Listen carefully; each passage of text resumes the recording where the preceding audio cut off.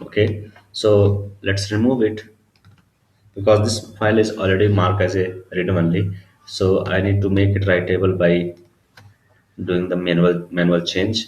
So I will go here and say now it is writable. Okay, now if I run this program, I should be able to run it fine. So here we can see the content. Okay, now let's try to write into that output stream in the form of like appending into that file. Okay, so I will not write the file right now. What is happening if I run it? The file is, if you run multiple time also, the file will be rewritten. All the content will be writing at one time. Okay, so the content of test read and write Java file will be going to test file.java. Okay, every time when you are writing into that file, it is, and same time it is removing the earlier content and writing the fresh content. So what I want whenever I will run, I will keep on adding the text into that destination file, that is text file.java. Okay, so for that I need to open that file output stream while writing the stream in the append mode.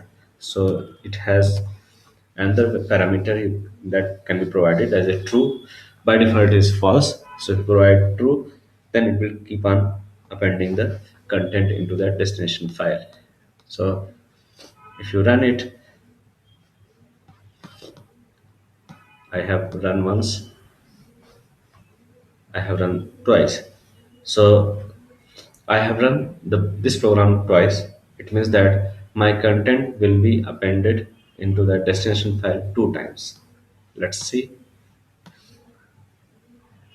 Okay.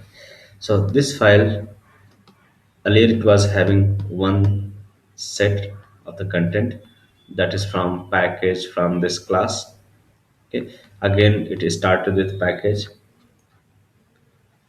Again, it is started with package here. So here we have written the content three times. One is existing one, and two we have added by running the program twice. Okay, so that's way you can append the content into that file. Okay, so now let's see that how to read the data from console. Here we are reading the data from one file, then writing into another file. Let's try to read from console. Okay, then write into the file.